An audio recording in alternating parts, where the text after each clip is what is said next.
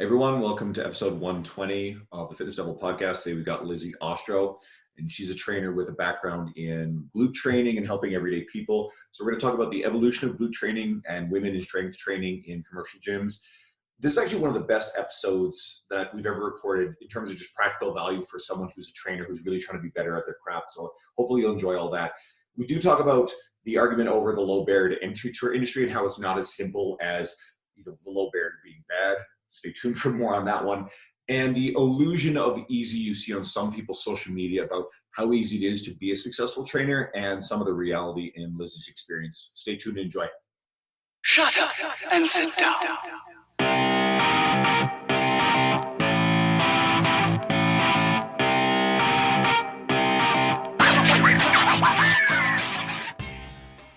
All right, today on the Fitness Devil podcast, we're welcoming my friend Lizzy Ostro. And Lizzy is a NASM certified trainer, but she's also a sound engineer. So we've got one of those dual career people, which is kind of fun. And she's in Santa Monica, California. And she's one of the very few people I've ever referred a friend and a client of mine to go and train with outside of, because she moved.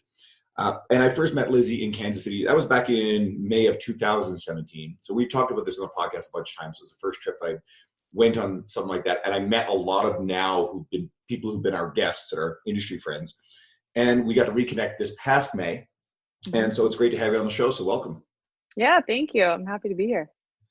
And kind of what were you just talking about? They were like, usually we end up talking about shit before the podcast and after, and then we're like, no, we got to get this story. So how did it even start? So I'll give you a little bit of the background. We'll kind of do the second question first. And so, Lizzy, you were there the first year as part of Brett Contreras' demonstration in his speaking slot.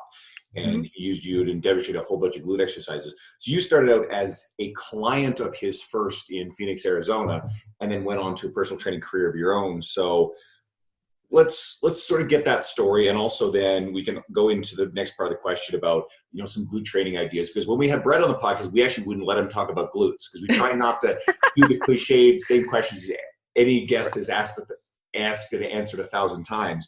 But maybe we can get some of your thoughts on it because, well, it's a popular topic right now. So I played sports my whole life.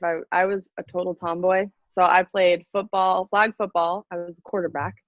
And I played baseball with the guys until I was like 16.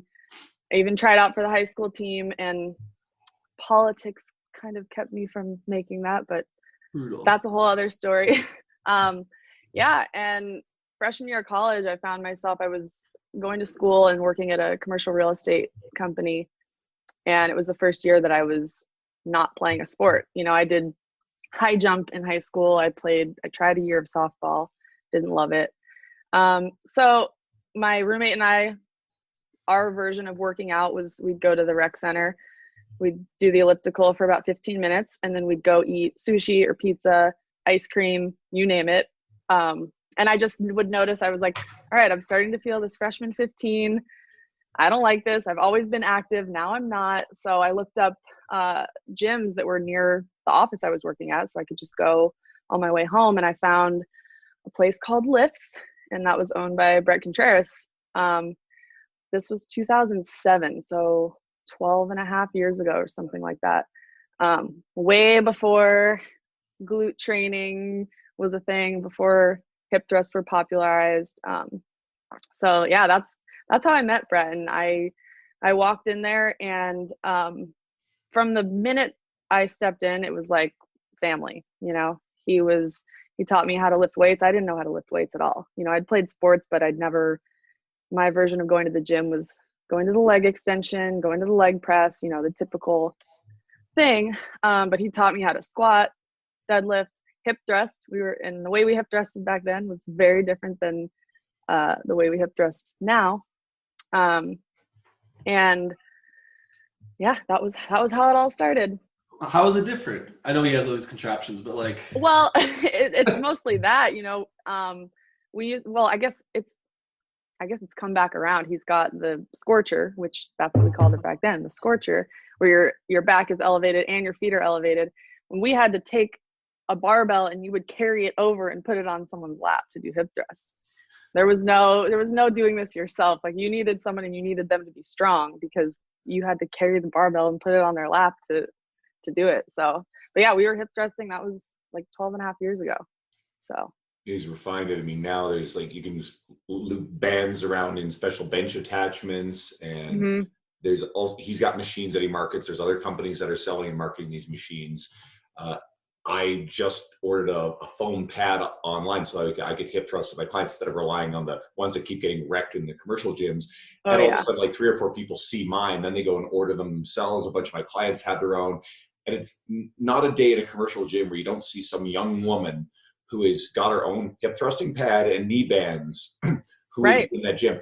We've talked about this recently, and I know I posted on social media that I've noticed in commercial gyms, the average level of knowledge and doing things right has dramatically improved I've been in the industry over 9 years now.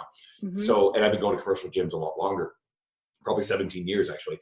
And it's dramatic how much things have changed. But then when I started thinking about it a bit more, the old men haven't changed and the bros haven't changed. And the population that is much more represented in gyms now, and they're the population that have developed all this good stuff, is overwhelmingly younger women. That's the demographic that has learned and embraced gyms and culture. So I don't know what your thoughts are on that, because you fall under that heading, right? You're describing that experience. Well, it's really interesting, and I travel a lot, and one of my favorite things to do when I travel is to find the cool gym in that town and check it out. And it's usually owned by one person, and the owner's there that day. And it's been interesting because the last few years, obviously glute training, hip thrusts have become more popular and people know what it is. And you might actually find a hip thruster at a gym now. But what's interesting is, I mean, there were many years where people looked at me like I was crazy, and they'd be like, what are you doing? Is that for your back? Is that for your abs? And you still, every now and then you get people that are like, what are you doing? But I mean, it used to be like, this girl's insane. What is she doing? That's inappropriate. It was not a thing. And I never saw other people doing it. And I remember when it kind of started and I would see someone else doing hip thrusts, and I'd always walk over to them and say, oh my gosh, you're doing hip thrusts. Where did you learn this? And it was really exciting because it was so rare. Now you go into a gym, they have some version of a hip thruster, whether it's Brett's or another company that's created one. And if not, people are doing hip thrusts. It's almost impossible to go to a gym now and not see someone doing it, especially, like you said, younger women. And just the change over time of, it used to be a lot of women, you were doing cardio, you were doing circuits, lightweight, high reps. It was like, bunnies jumping around. And now I see so many more women doing strength training. It's not rare for me to walk in the gym and have to, share a pull-up bar with another woman, and maybe even weighted pull-ups. And that's amazing. That's, Brett is known as the glute guy, but I think that through that, he's really been able to reach so many people as far as teaching strength training to women and showing them that you're not going to be big, bulky, bodybuilder looking person. Not that there's anything wrong with that, but I always tell people, you're not that special. Well, I was going to say we're talking about exercises and like how it's changed. I'm laughing. It seems like everything is a glute machine at right. It's like, and it's not just girls, like guys do it too, but it's just like, we need to train our glutes. Like, we need to find a new way. And it's like literally everything. Like, I swear, like even that, as you're saying chin ups, this is the chin up thing. Like, that's a glute machine now. That could be a really great video, is everything is a glute machine. And you just go around the gym and do a glute exercise on every piece of equipment. You could do it. See, I think that, Lizzy, if you did that, put on your social media, it would be very entertaining. But actually, I think if Dean did it and put it on social media, it would probably be much funnier. Yeah. I'm not doing it. The thing is, you could make it funny, but you could also do it. That's the other thing, I talk about Brett a lot, but he really did teach me so much of what I know, and he's the one that he made me love it enough that it became a career for me. So, but he was always experimenting. I'm telling you, right from the beginning, it was always about experimentation. And I still, to this day, some days are better than others, and I'll see something and I'm like, I wonder what that would be like. And you discover new modalities to do something. And I think that's so important too, is to always be a student and try to learn and try to experiment and see what you can come up with. Well, we joke about new stuff, but like, I think this is like where like you're going to give a lot of insight to our listeners, but like, what do coaches and clients need to do to get the most out of their glute training? Like, what are some tried and true methods at this point, like that you use as a staple that are like super effective, like low hanging fruit stuff? I would say there's three main things. One being consistency. That's the biggest thing. And a lot of people have a hard time with staying consistent. They do something for a few weeks or whatever, and then they get discouraged or they go on vacation. Something interrupts that. So being consistent is one thing. Progressive overload. So making sure that you're always striving to, whether it's one more rep, a little bit more weight, a shorter rest time, greater range of motion, whatever it is, always trying to beat what you did last time. And initially you probably will be able to do that. It's not linear. So you can't expect to always be moving up, or we'd all be just the strongest people in the world. But you should be striving for that. And over time, those numbers should be moving. And then the third thing is varying how you do things, varying your rep ranges. And I've got a group of girls that I train. There's 3 or 4 of them. I train them 2-3 times a week. And I started it because I would see a lot of women in the gym hip thrusting, and they'd have 135 pounds on the bar, and it would kind of stay in that range. And I would never really see them go heavier. And what I've definitely learned is you're a lot stronger than you think you are on hip thrusts. If you've never really done them, you kind of you're like 135 pounds. This is a lot. And it might be initially, but those numbers are going to move quickly. People are a lot stronger than they think. And so I saw a lot of women that were afraid to go heavier because it's like, I don't want to get hurt. And it's the visual. You see a lot of weight on the bar, and immediately a lot of people's minds go to, oh, that's too much, I'm going to get hurt, or that's too much. So I see a lot of women that do a lot of high rep ranges or medium rep ranges, but not much in the low rep range. And I think there needs to be a combination of all of it. So there should be some heavier low rep. There should be some lighter high rep. I've got a client that, so she's 105 pounds.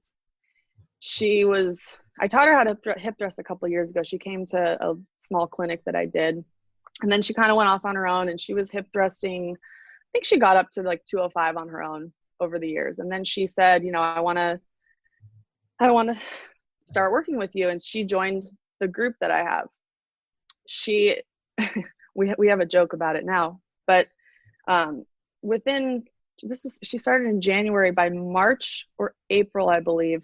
First of all, I've got a photo. She grew like 2 inches on her glutes. I mean, it was like a huge difference. And she's a very petite girl, very strong, but petite girl. So for her to gain size is really difficult. She's one of those people that we all love to hate as women, that she doesn't gain weight very easily. So she grew, and that was by incorporating heavier weight. And she hip thrusted 405, a body weight of 105 pounds. Really strong, like freak. Like I look at her, I'm like, you're a freak. She's so strong, but she was too afraid to go past that like 200 pound range. She was like, this is enough. It's too much. And I mean, now we joke, we're like, oh, we're only at 335 today. And, so it's a combination of all those things. And I think that women are sometimes afraid to go heavy for various reasons. And I understand that. And that's my goal, is to try to teach women that it's not scary, and it doesn't have to be scary. You have to pay attention and listen to your body. And some days you're going to feel strong and like you can take over the world. And other days you're going to feel like the weight doesn't feel right. And you just don't do it that day. You don't fight your body on it. I think that's an amazing message to get people more comfortable with it. I like using heavy stuff for low rep for a couple of other reasons as well. And this is probably consistent with your experience, is if you get people used to and emotionally like not scared of those heavier weights, and then all of a sudden what was a 1 to 3 rep range eventually gets to 5, gets to 8, and all of a sudden you're bringing up your working weight for sets in the 8 to 10 rep range, but you've got to start there somewhere. Right. So I think that could be a really powerful thing. And plus, people just really enjoy walking away with personal bests. They feel great about their workout when they're strong. Right. And that can foster the experience of wanting to come back and do more. So, and especially for new clients and women who might be a little bit intimidated by the experience or struggling to form the habit, that can be life or death for making this a long-term part of their life. Right. Well, and on that same note, so I'd say this is for most people. Everyone's a little bit different, but when you get with the heavier weights, you're not feeling that burn like you do when you do a set of 15, 20, 30.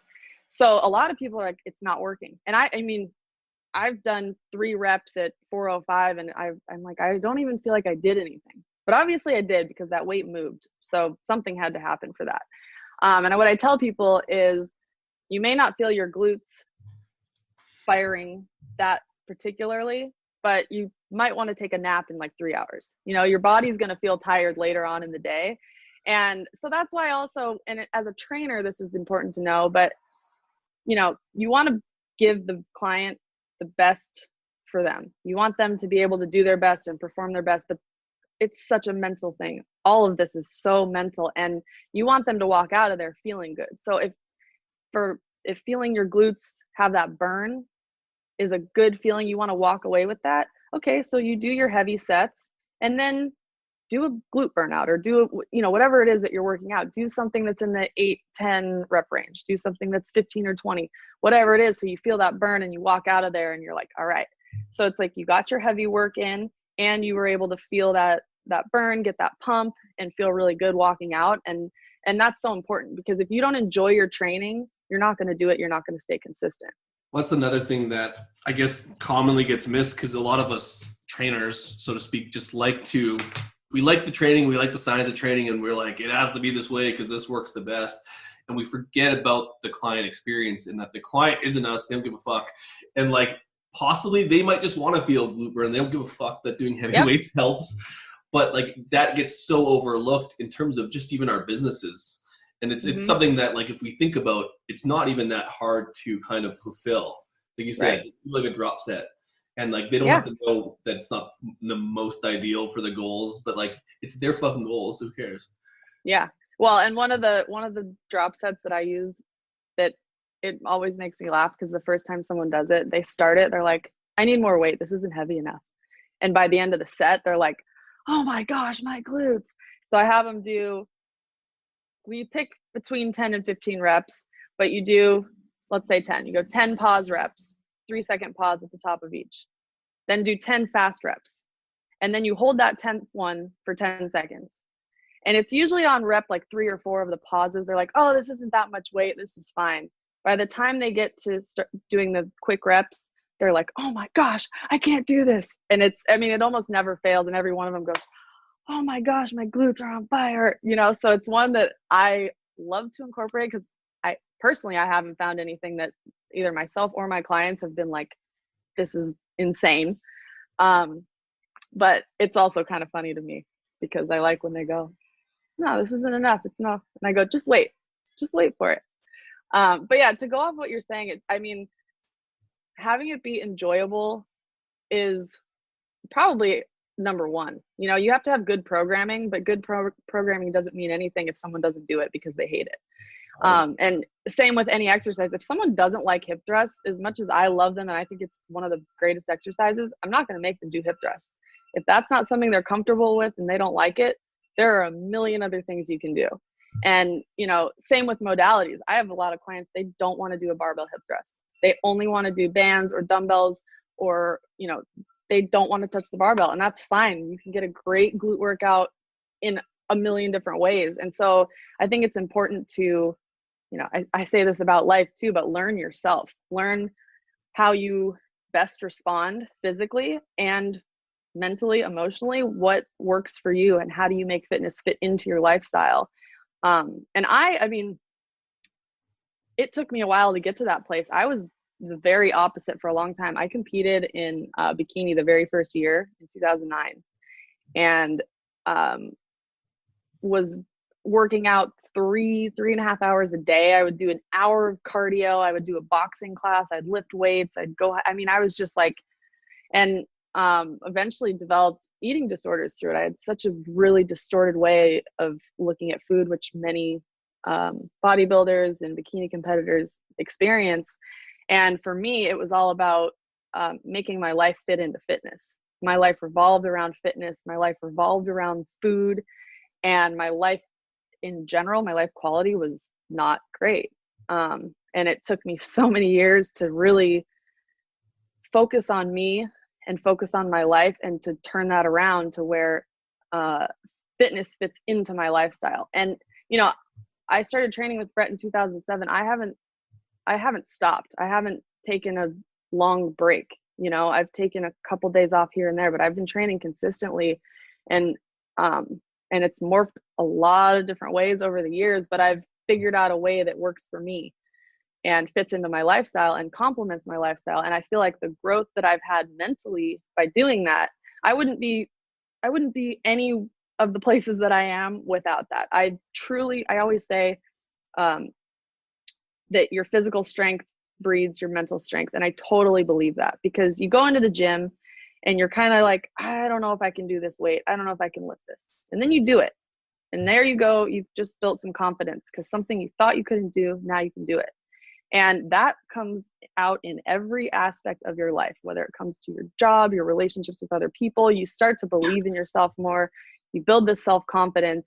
And to me, that's the biggest takeaway of lifting weights, getting stronger. It's like the body and the physique is the side effect, you know? So I've long said that, you know, my well-being is inextricably linked to getting really serious about working out at 24. And I, like you, grew up playing sports, highly athletic, got in university, got away from that sport environment. And then at 24, I just wasn't feeling good about myself. And I got really serious about the gym, and then it sort of took off. And then 9 years ago, I started a fitness career. But my emotional well-being is the result of years and years of these good habits added up. And I'd like to think that, you know, virtually every good thing that's in my life is directly or indirectly a result of this. My career certainly is. A lot of the cool stuff that's happened with the career, and a lot of the friends that I have in my life, my closest friends, are people that I met at first working at or attending the old gym that I used to be at. And so most of the good people in my life I actually know directly through it. So it's been the best gift that I could have ever received in my life. And that's part of, and I'm sure you feel the same way, why we are so passionate about wanting to help other people embrace it. yes, We know what it's done for us. exactly. I mean, my life would be, I think about that sometimes. I'm like, what would I be doing? And I can't answer the question, because like I said, that mental strength and mental growth that has come from being in the gym, as silly as it sounds, the gym, working out, lifting weights, getting stronger has 100% been the reason for everything that's happened in my life. You know, it's really, I have no idea where I'd be without it. I've done both. I was a teacher before this, and I'll tell you, you're going to have the same, again, and this isn't to like make other people's jobs feel like shit. But like, we have a pretty good luxury in the fitness industry. And I think a lot of people agree, especially ones that have been in other careers, because like life doesn't operate with the same rules in fitness. You can wear shorts. The hours are like shitty at sometimes, but you can generally make your own hours eventually once you build yourself out. And like, you get to be in the gym, especially if you like working out. Like, you get to do all the stuff you like for the career. And yeah, there's other shitty parts of it, but like literally the shitty stuff isn't as bad as every other bureaucracy job. Hopefully you love that, because like I hated it and I would never go back. Let's take this and move it in a direction that we were going to talk about. And we sometimes on the podcast we'll go into social media stuff, especially when it comes to what we see versus reality. So we see a lot of portrayal of personal trainers with these easy lives, lavish travel, successful career.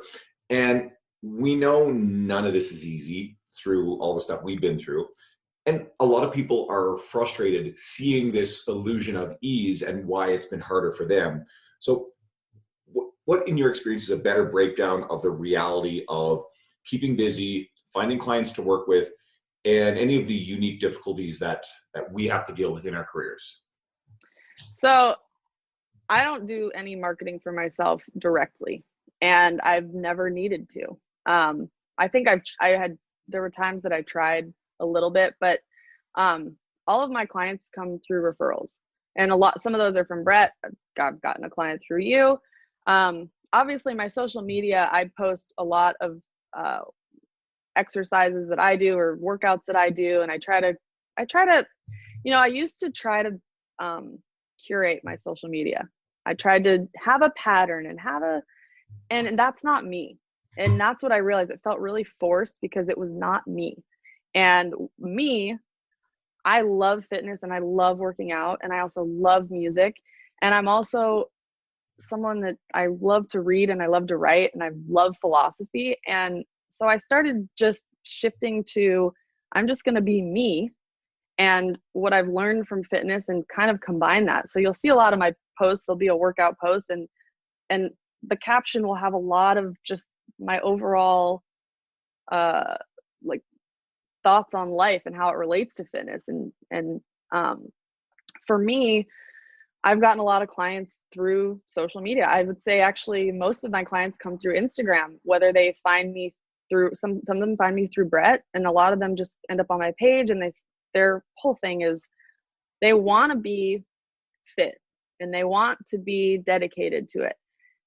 But sometimes when they see people that are so obsessed and it seems like that's all that their life is, they are intimidated by that because they want this, but they're like, but I have a life and I don't want my life to just be about working out. So they see that I travel and I'll go see beautiful places and I get a workout in. And so again, everyone's different. And some people want that life that is just fitness all the time. And that's they'll find other trainers for them. But that's how most of my clients have come about. And to me, do the best job that you can with every single client. And I learned this about myself too. So I used to discount rates for whether it was like for a close friend or I would do deals. And I found myself sort of feeling like there was a part of me that was almost resisting giving my all. Cause I'm like, oh, well, this person's only paying me this much, which sounds really greedy, but it had more to do with just knowing that I'm valuable. And I think that's something people are afraid to talk about because it sounds greedy and it sounds, like for me, it's not about money. If it was all about money, I'd be making a lot more money. I talk to my clients about this a lot because I always tell them, don't train with me for longer than maybe a year. Because after that, the way that I learned was I trained with a lot of different people. Brett was the most influential and he's still one of my dear friends. And I still, if Brett says it, it's, I can almost take it without even thinking about it.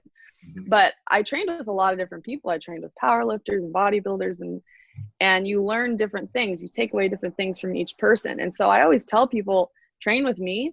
But if you want to learn something about this that's not my forte, go train with that person. So and my goal is I want people to be able to do this on their own. I don't want them to need to rely on someone and feel like they need a coach. I think everyone can use a coach no matter what stage you're in, including someone at Brett's level. Everyone could use a coach, but you shouldn't need it all the time. And I want people to be self-sufficient and I want them to learn how to do things on their own so that they don't have to rely on me. And I think that's really a big deal. So I give my all to my clients. I am really invested. I want the best for them. And if the best for them means I'm giving them to another person or the best thing for them is not to train with me and that means me losing money, then fine. And I have no problem with that. I've referred clients that pay me a lot of money to other people and lost that money because to me, it's not number one, so that's kind of my whole thing on it. You and I have the same philosophy about this stuff. Yeah, absolutely. And I'll extrapolate a little bit, not just with, who you hire as a coach, but when you as a trainer, or as a fitness professional, don't just get into one person you follow and take everything as gospel. And yes, we can safely say that the stuff that Brett is teaching us is going to be really, really good stuff. And I'm currently about halfway through Glute Lab. That thing is monstrous, but it's a great training resource. Yeah. But at the same time, I've been heavily influenced by a lot of stuff. Dean Somerset is here. In fact, he just sent me a text message during the episode. So he's here in Edmonton. He's been a frequent guest on our podcast. And he's a partner in our conference last year and again this coming year. And I've done every bit of continuing education I can get under Dean because he's probably one of the most knowledgeable, influential people in our industry. I try to soak up a lot of Nick Tuminello's stuff, Mike Israel's teachings, Eric Helms, Tony Jellencourt, and I could list 40 other names easily instead of just indoctrinating yourself in one individual's Right. policies, because there are people on that list that I love, and 98% of it I think is wonderful. But there's at least a couple of examples I can think of where I fundamentally disagree with someone who has a PhD on how to implement something, right? And so you don't take it blindly, just expand your education, but expose yourself to a diverse array of ideas and influences. Yeah. Well, and even if it's not a disagreement on someone's philosophy, we train a certain way. There's certain ways that, based on how I've learned and what I've taken in over the last, 12 plus years, there's ways that I train my clients, and someone else might have virtually the same philosophy as me and still have a slightly different approach. And so I think I know that what I've learned has been because I've literally worked out almost every way you could imagine. I've done bodybuilding. I've competed in powerlifting. I've been a cardio bunny. I've done boxing. I've done a lot of I've tried all these different things, and I've figured out what works best for me and what I enjoy. And I think it's important for everyone to figure that out for themselves. And you really can't do that if you only learn and have one person that you follow. You're kind of just gonna mimic that, and maybe you'll find some other things on your own. But I think even if you have a trainer that's a shitty trainer, you can learn a lot from that too. You might get one gem out of it, but you'll also learn some things like, oh, I actually don't like this, and this sucks. And that's important to know too. So let's pivot this now to something else. Not every trainer has a degree in exercise science. And you and I both have business degrees. That's a different background. And it's not stopped us from relentlessly pursuing education to probably the level of, if not vastly beyond that of, a formal degree in this stuff. So what are your thoughts on the value of a business education for personal trainers? Ooh. I think it's huge. I mean, the reason I actually got my degree in business management was because I didn't know what else to get it in.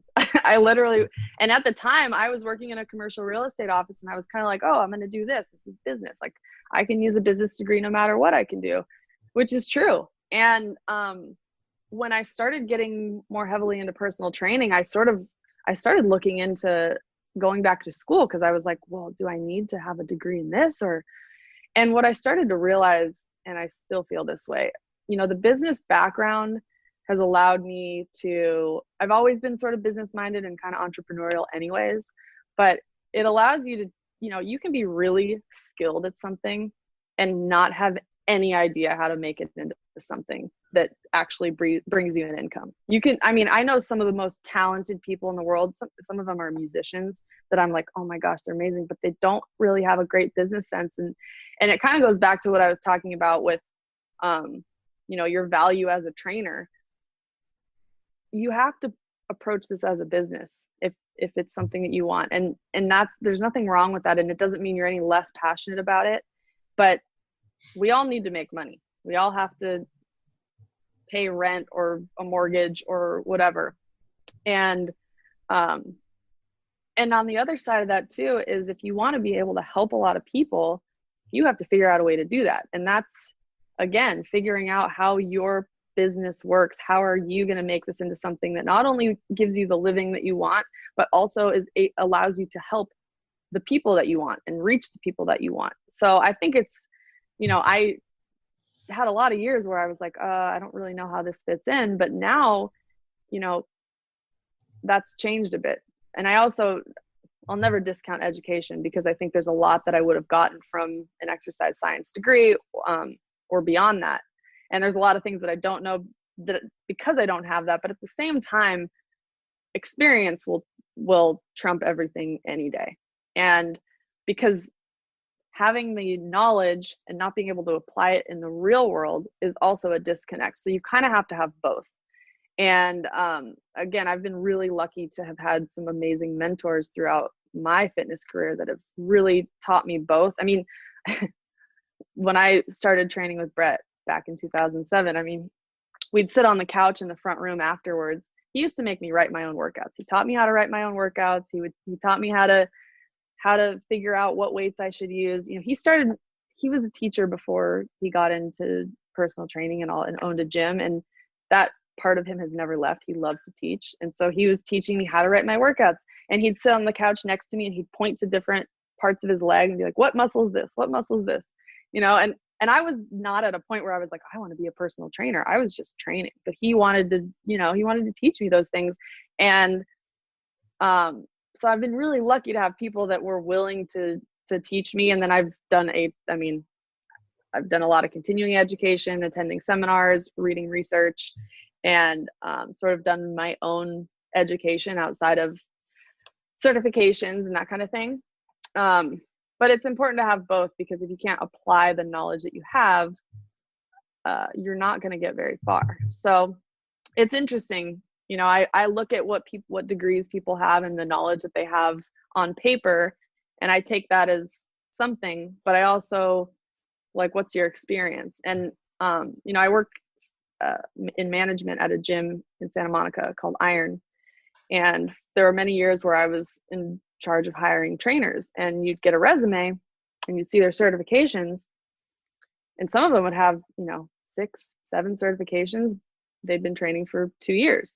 And then you get someone else who's like, I just have a personal training degree, but they've got a laundry list of different things that they've done working with sports teams and working with, you know, high level athletes, and they've got all this experience. And to me, that's the person I'm a little bit more curious about. You know, your education is super important, and having knowledge is very important, but there's also something you gain from just the experience and working with clients, because you can spend all your time, you could memorize a book about training clients, but until you're actually there with them and you're with a live human who's got emotions and baggage and potentially injuries and all of that, until you're there and in the weeds with it, you know. And that's, I think too, with a lot of the online training, I used to do some of it. I don't do much of it anymore because it's really difficult.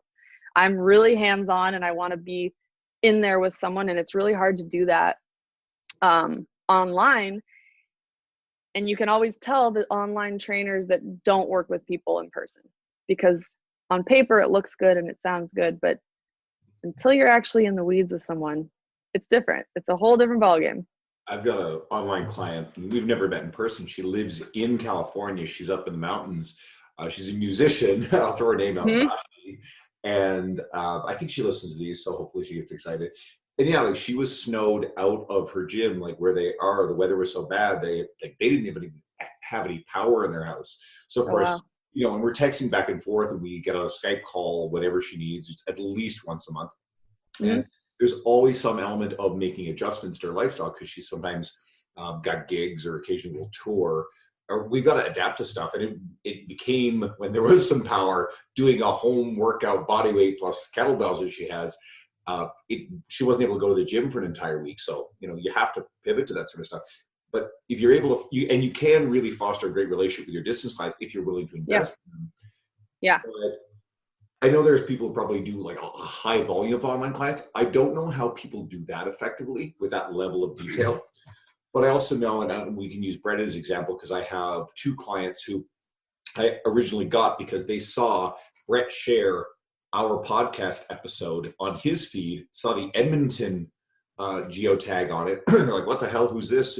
This in the podcast. Like, whoa, you know, who's Brett's friend up in Edmonton? So they start following me. One found me in a commercial gym and walked up to me and started talking. Now she's one of my best friends. Yeah. I completely lost my train of thought with that. Well, my train of thought. I know. Sorry, I apologize. He's got his online stuff, and I mean, he has hundreds of clients with online easily, and he's modifying programs and doing stuff. But he's also serving them for what they're looking for. And these are also probably really high knowledge level people who are able to take the way he programs and use it. I know he just positively cannot invest in the one-on-one time with that number of people and do what he does. Right.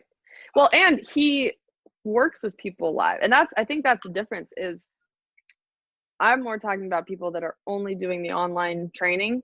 Yeah. Because if you do work with people in person, you understand, you kind of have a better picture of, you know, them walking in the gym and how they're going to do things and approach things. So having that knowledge is huge, and having that experience is huge. And that carries over into, I'm sure it carries into the way that you train your clients online. It carries over into how Brett does his programming for his different programs. So, but you can always tell when someone, you're like, you don't work with people, do you? Yeah, you know.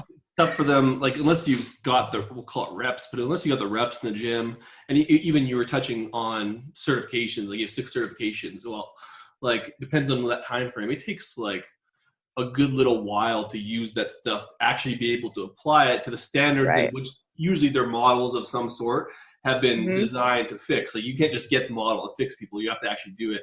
And again, you can tell the people who do that even online, because it's just like the context is totally lost, because you can tell they just learned it, which is a problem, because then you get these watered down versions of products, and online training is a perfect example. Is they end up just becoming programmers. Right. Like, they're not coaching, because they don't actually do that. A lot of people think programming is coaching. They're completely lost in the notion that there's anything beyond, here's your program, do as you're told.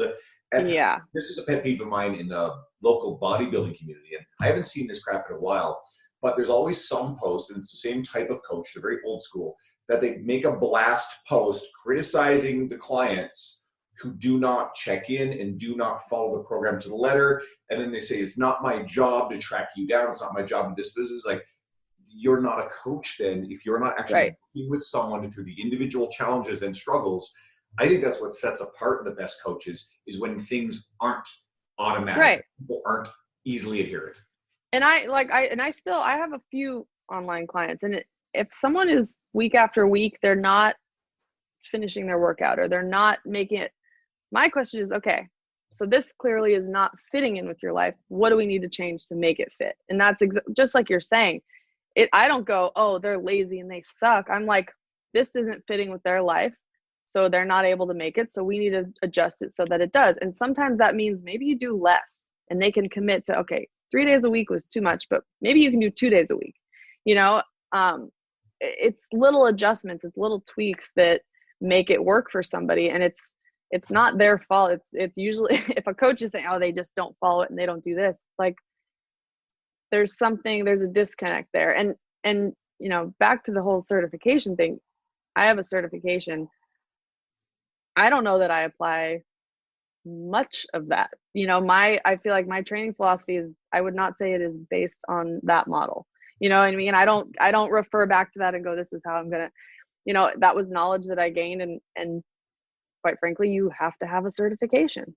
But again, a certification is just a very, very small piece of it. And I think that your experience and your own commitment to education and what you are willing to do on your own to gain knowledge, that's the real education. You know, the thing you get on paper is one thing, but you know, you could have 2 people could have the same certification, but one person is super invested in it, the other one just did it to get it done. So, you know, there's a lot of people that do that. What I call them, like, they're collectors, like the fitness collectors.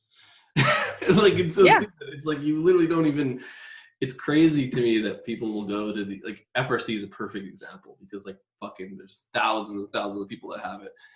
And like, I don't even think anyone that goes there even understands what the fuck they're doing, outside of like the strong professionals who are using it in the context it was designed for. But it's just like why are you paying that much money to be shitty at something? Like, go learn and apply it.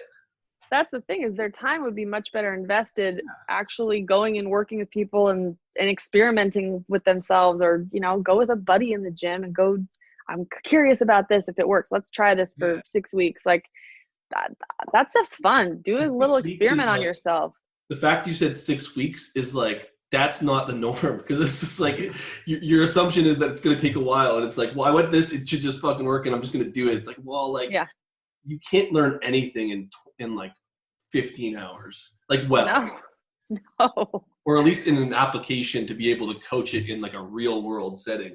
And like, some people are better at it. Like, someone like you would be good at going to a course like that and applying it faster, because you have more in-person experience and you have a bigger toolbox. But like, a lot of the new trainers, like, they don't get that speed into it. Because like, I mean, I'm 12 years in, I'm still learning things about about squatting and deadlifting and hip. I mean, it doesn't stop. You just continue to learn. There's always more to learn. And especially because we're all different. Everyone is different. And especially when it comes to glute training, I always tell people, I'm like, what works for me might not work for you. might work for another person, might not work for it's everyone's different. And so there's no I know it all. There's no point where you hit that where you go, this is the way for these people and this is the way for these people, because you're still, and I bet Brett even still has people that pop up where he's like, oh, this is a different case, and he worked with thousands of people all over the world, you know. I bet you've had the same experience, but given the fact that we have worked with a lot of people, when you're seeing something live presented, I'm sure you've had times where, okay, you see something presented and then you think immediately of a client that this automatically applies to, and you're like, oh, that'll be perfect for this person. I can't wait. And I actually can remember back when I first met you and you were part of Brett's demonstration. And I have a client who basically, we joke that she's my Lizzy. Her name is Alyssa, and she worships Brett and she loves him, and she's wanted to blow up her butt. And we have this joke, she wants to make it like block out the sun. And guess what? We've been pretty successful with it. She sort of stands out that way. And sure enough, a lot of stuff he's doing, it's like, okay, I can't wait to do this stuff with Alyssa because she's going to love it, because I've had that experience coaching with her and a lot of other clients over years. And to Dean's point about brand new people, they just don't yet have enough of that to be able to say, I can see how I can apply this. Now, that's not to discourage people from going out and learning and absorbing this stuff. Encourage you to go fucking do it. Right. But you're right. The experience is critical. And one of the best educators that I've ever had in my career is the fact that I got really busy really quickly in a commercial gym setting, and I just stayed really damn busy. I'm somewhere north of 15,000 client training hours in 9 years. Wow. And that's been a lot of my education. Then I go out and I grab onto stuff as relentlessly as I can, as surgically as I can, to enhance that. But I've learned more by actually working with people than any other single format. Now, this goes to the last thing we wanted to talk to you about before we run out of time, was the idea about the low barrier to entry. Again, we have a business degree. Dean's background, his formal education is also not in exercise science. And I have a fairly basic certification that I've tacked onto.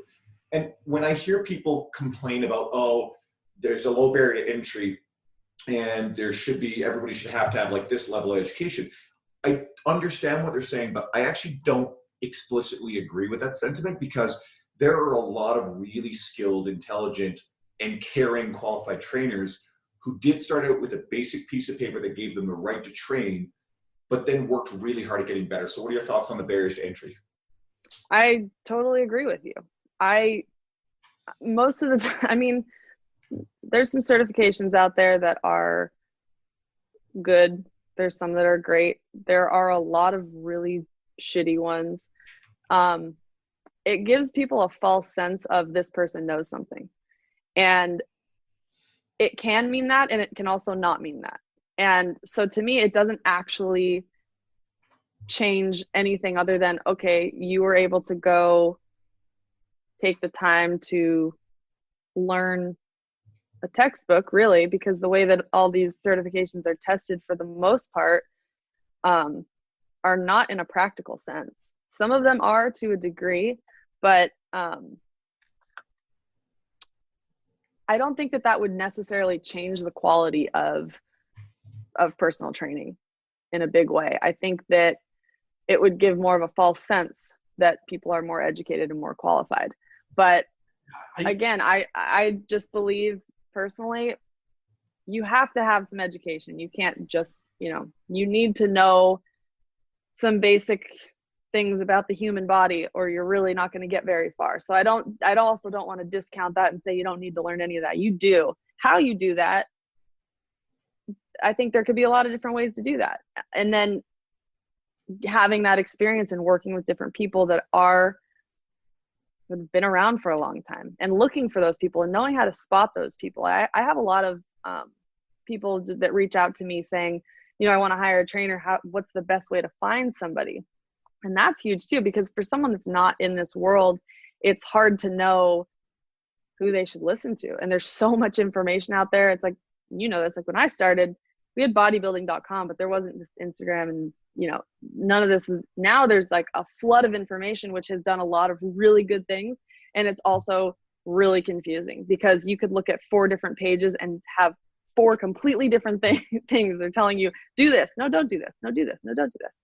So I think that learning how to find the right people is really important, as not only as a client, but as a coach.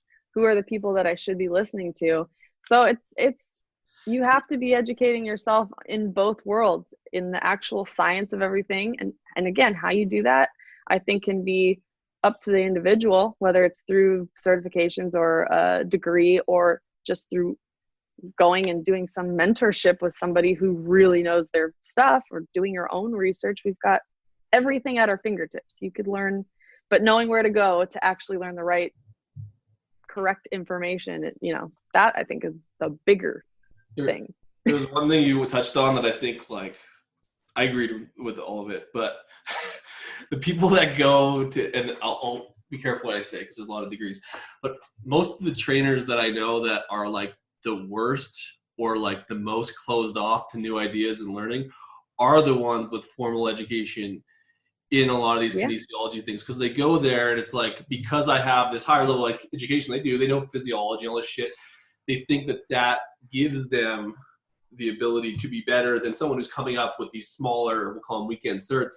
But I find that the people with weekend certs generally are hungrier. Like, and then obviously there's a spectrum, but most of the pretentious pricks that I know all went to school for this. Well, it's a weird dichotomy, because you would think that they would be the most interested in learning more because of the education system. Well, there's also, to that point, there's more of a black and white thinking with that, because they've learned things as fact. Yeah. And both fitness and the entire world live in the gray area. And people are really uncomfortable in the gray area because it's not secure. The answer to most questions when people ask me is, it depends. And that is not an answer that anybody wants for anything. Well, what's the best way for me to do this? Well, that depends. And it's not a sexy answer. It's not going to get me a bunch of likes on Instagram. It's not going to get me a bunch of, shares, but that's the truth of the matter. And I think that you're more, like you said, and again, this doesn't apply to everyone, because some of the biggest people that I look up to are very highly educated. So I'm not discounting their education, but the reason that I believe in them and listen to what they're saying isn't because of their degree. It's because their passion and their dedication to the actual craft. They got these degrees and they have this education, but what you see and what comes out is their dedication and their passion for actually learning and being well-rounded in the field. And I think that, like you said, you get those people that they've got these degrees, and it gives them this sense of like, well, I'm better than you, and this is the way, and whatever all these other people say is wrong. Whereas I think if you don't have that, you can be a little bit more open-minded to going, like I was saying earlier, you can learn things from shitty trainers. Every now and then they'll do something that's actually kind of smart. In general, you look at them and you're like, what are you doing? But you might see them doing something and it might give you an idea for something. So it's having that open mind and seeing like, okay, this is what science says and whatever. But again, applying it to the real world, sometimes, it's the same thing when it goes to, diet and nutrition and all that.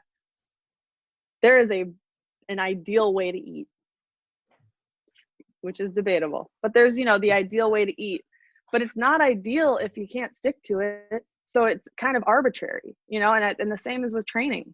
You can have this perfect way, and this is the best way to be the strongest, but if it can't really apply in the real world, it doesn't matter. It actually has no weight. So the volume matters. It's the only thing that matters. Intensity. Yeah. Amount of effective reps and upwards of 12 to 20 sets of muscle. Like you don't get that. You can't get results. It's the old, if you don't have protein within 30 minutes, I haven't had protein within 30 minutes of my workout in probably 8 years, and I'm still getting stronger. So I must be an anomaly. It's like, it's those things where there is an ideal thing. And I just realized, like, if I drink a protein shake after my workout, I want to like throw up. So I stopped doing it. I had a thought there. I'm going to grab onto it. I feel a little absent-minded today. I think we are talking about, there are two different populations within our industry that it's important to differentiate too. And the people who are focused on optimization, we just had an episode with Gabrielle Fondaro from Renaissance Periodization, and the type of people that are doing a lot of their programming, high level programming, are very adherent, very competent people who are looking for optimization of muscle growth and strength.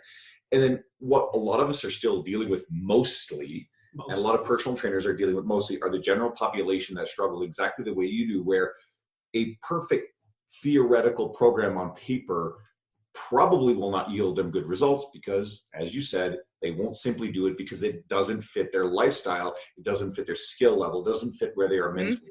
So I think it's really important to differentiate which type of person we're talking about.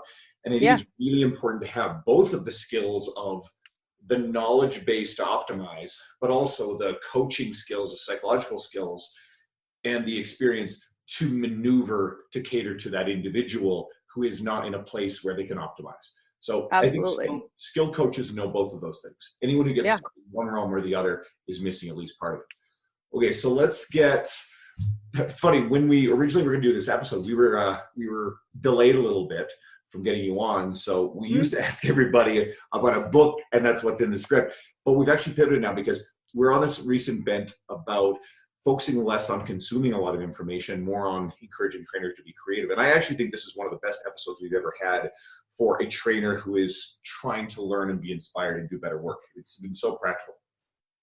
But now what I want to do is find out what are some of the things that you're doing away from your career in fitness. And you sound like you're someone who actually does kind of well with the balance. You're not obsessed with putting social media out there constantly or promoting yourself. So what do you do in the downtime? And maybe talk about the sound engineering a little bit. Yeah, so I'm a sound engineer working in recording studios, which is the initial reason that I moved to Los Angeles. I've always been into music my entire life. Played piano at a young age, played guitar, but I was never particularly amazing at my instruments. So while I was going to ASU for my business degree, I also started going to school for sound engineering at a community college there. So I learned how to do that, moved to LA. And that was sort of my way for me to enjoy music. And I would say, especially over the last few years, it's such an outlet for me because it's such a different world from the fitness world. I'm a really creative person and creative brain, and I need that outlet. And so yeah, I work in recording studios with various musicians, rock bands, all kinds of things. I've gotten to work on some really amazing records.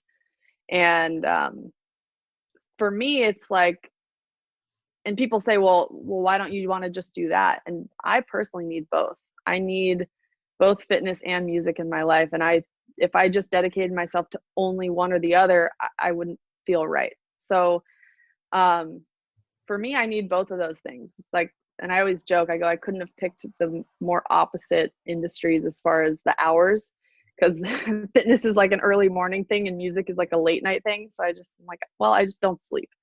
But I truly need both of them, and they both feed and fuel each other. So, the fitness part of things energizes me for the day, training clients in the morning and having that interaction and seeing them grow both in the gym and just also start to love things or start to realize things or have those epiphanies in the gym. I love that. And then I'm in the studio in the evenings and I'm working on rock records, and it's amazing. So yeah.